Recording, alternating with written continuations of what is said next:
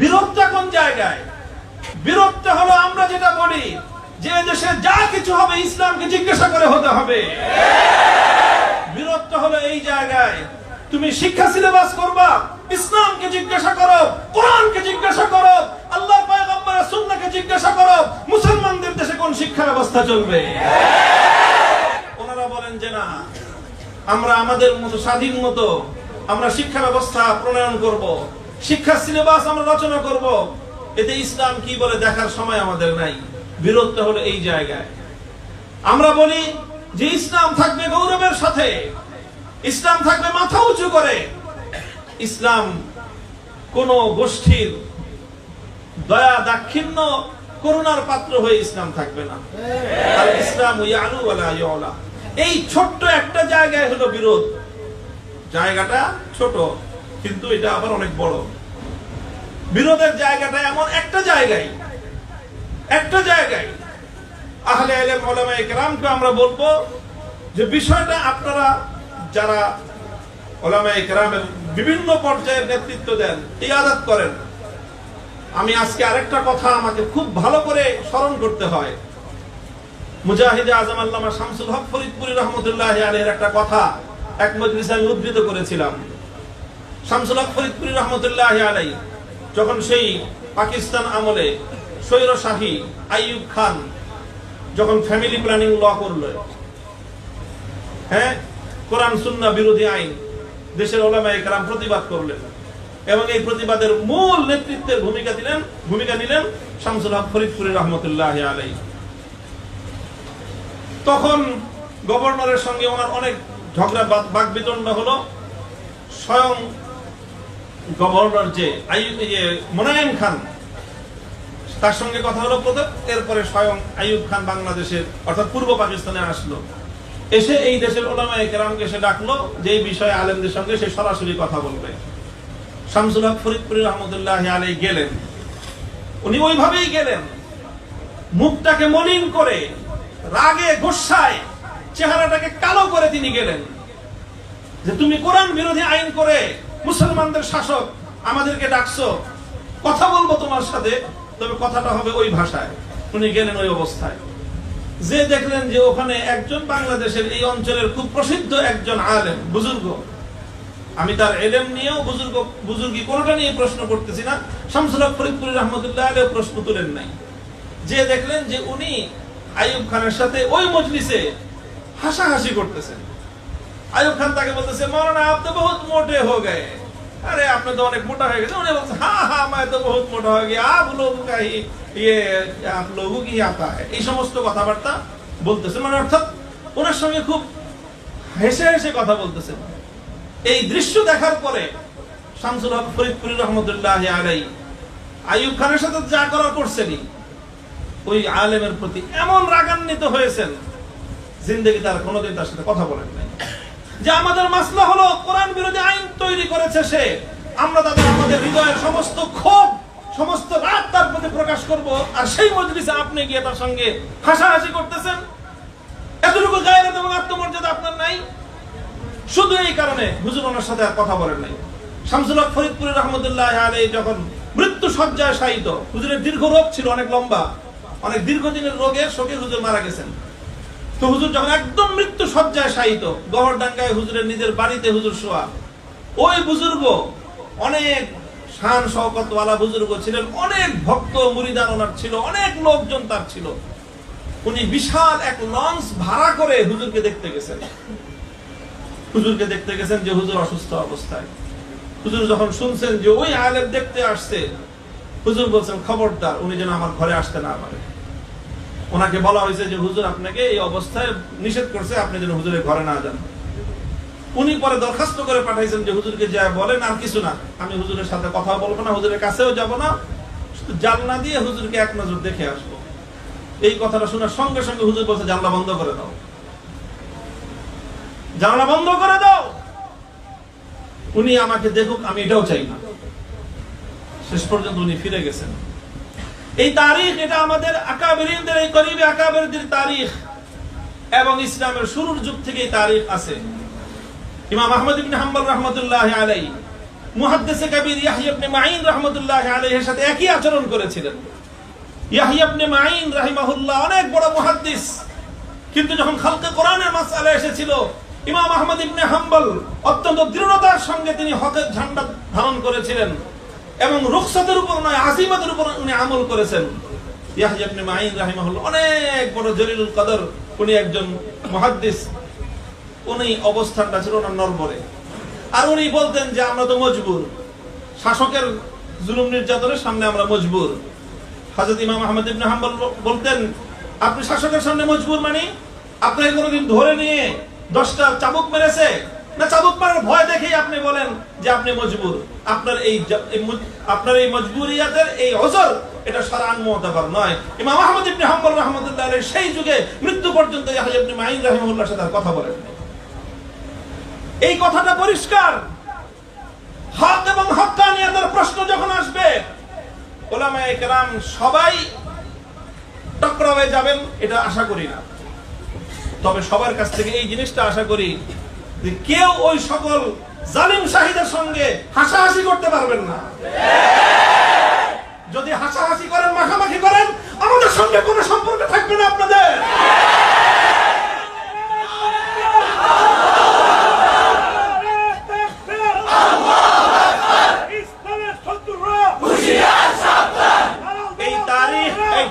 এই তারিখ এবং এই ইতিহাস আমরা আমাদের আকাবের থেকে শিখেছি।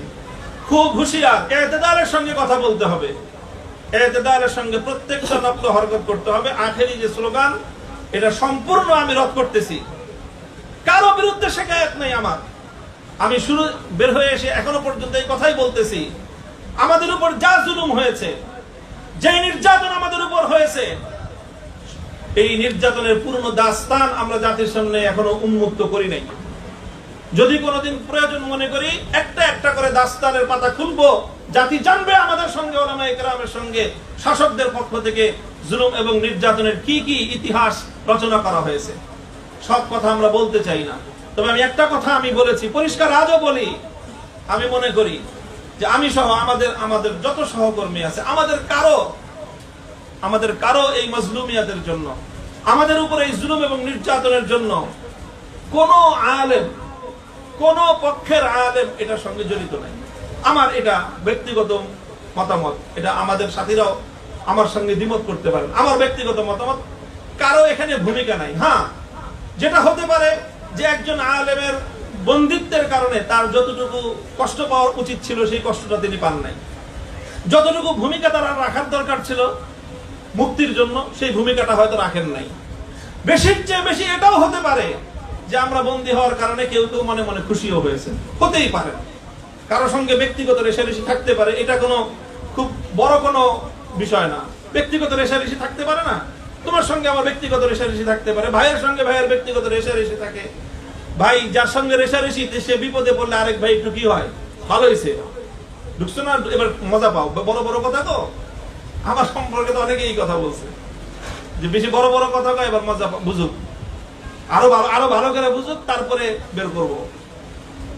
মজা বুঝি নাই, মজাও বুঝছি, সবই বুঝছি, এবং বের হয়ে এসে দায়িত্ব নিয়ে এই কথা বলতেছি। আগে যা বলেছি সঠিক বলেছি, আগামী দিনে যা বলবো ইনশাআল্লাহ সেই ধারাই বলবো কথা।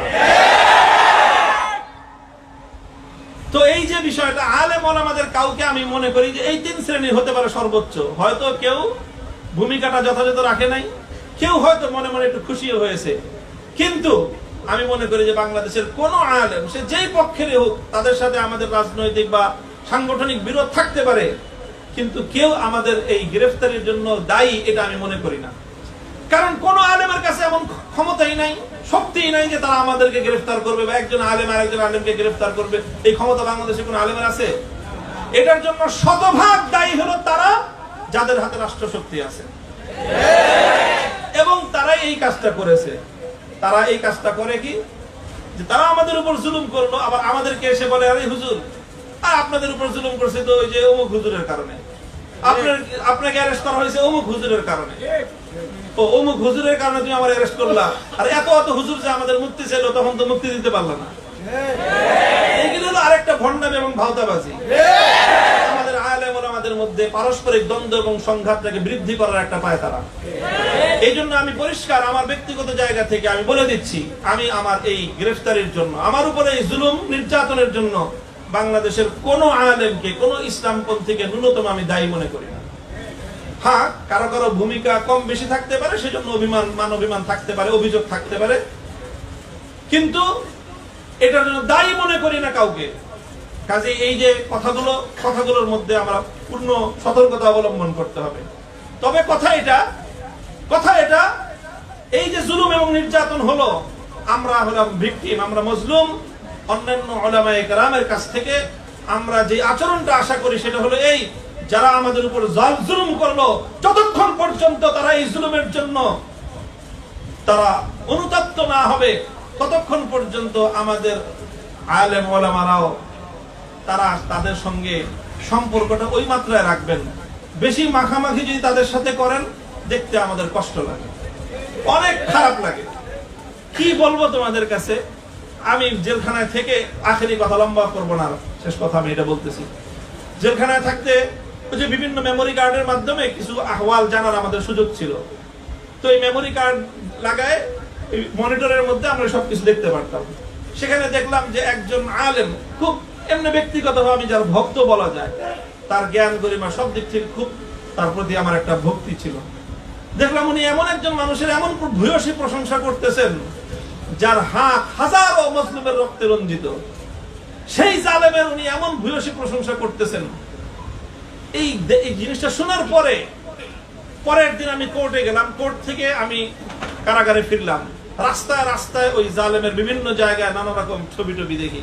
যতবার ছবিটা দেখি ওই জালেমের কথা মনে পড়ে না, আমার ওই হুজুরের কথা মনে পড়ে।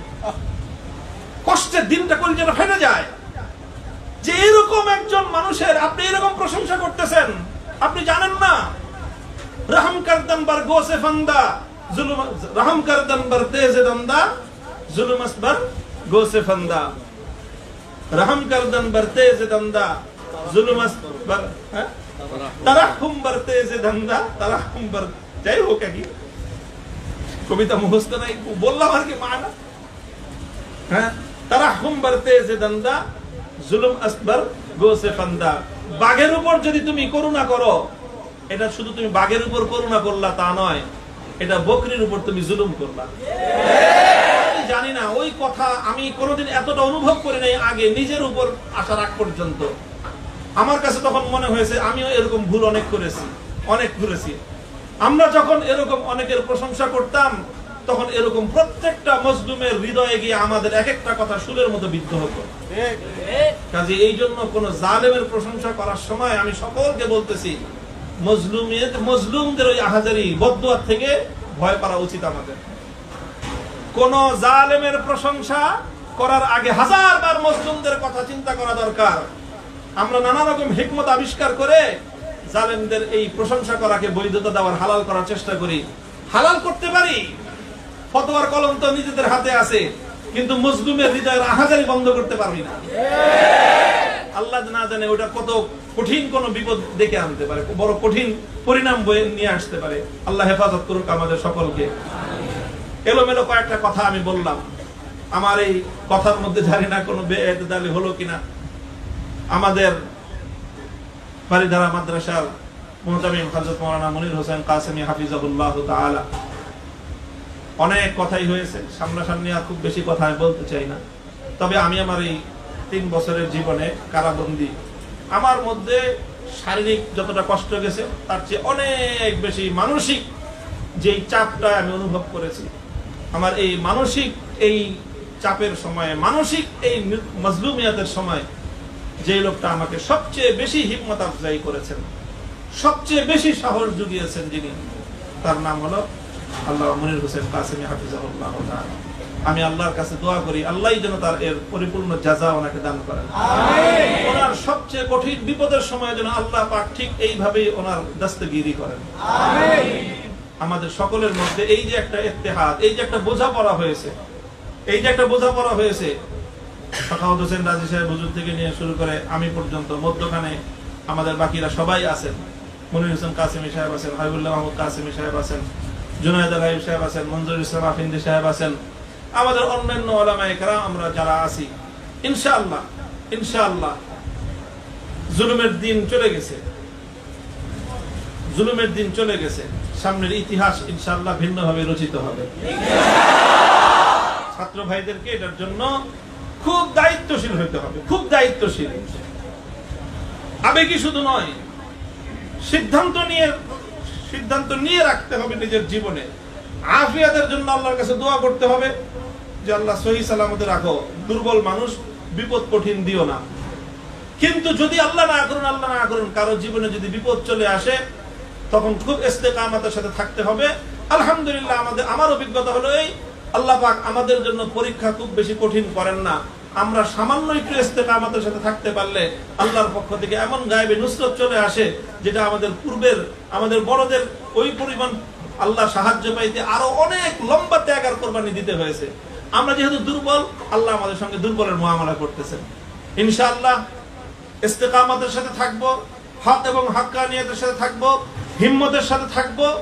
আর হলো মূল ওই উসুল মনে রাখতে হবে, আমরা হটকারিতার পথেও চলবো না। হ্যাঁ, খুব মুখস্থ রাখবা, চাটুকারিতা এটা কিন্তু এখন আমাদের নতুন ফিতনা। পুরা উলামায়ে বাংলাদেশকে চাটুকার জাতিতে পরিণত করার নানা রকম আয়োজন চলছে। এই ফিতনা, এই যে কারারুদ্ধ হওয়ার ফিতনা, মাইর খাওয়ার ফিতনা, জুলুম নির্যাতনের মুখে পড়ার ফিতনা, এগুলোর চেয়েও বড় ফিতনা হলো আমাদেরকে একটা চাটুকার জাতিতে পরিণত করার চেষ্টা করা হচ্ছে। এই জন্য যেখানে গেলে চাটুকারিতা করা লাগতে পারে বলে কারো আশঙ্কা হয়, তার ধারে কাছে কেউ যাবে না। আল্লাহ পাক আমাদেরকে হেফাজত করুন ইনশাআল্লাহ। আল্লাহ পাক রব্বুল আলামিন আমাদেরকে ইত্তেহাদ ইত্তেফাকের সাথে, সমন্বয়ের সাথে সামনের দিকে অগ্রসর হওয়ার তৌফিক আল্লাহ পাক আমাদেরকে দান করুন। ওয়া আখিরু দাওয়ানা আলহামদুলিল্লাহি রাব্বিল আলামিন। সম্মানিত উপস্থিতি, এই পর্যায়ে আমাদের জামিয়ার শেখুল হাদিস সকলের মুরব্বী আল্লামা ওবায়দুল্লাহ ফারুক সাহেব এবং দোয়ার মাধ্যমে আজকের এই অনুষ্ঠানে সম্প্রচার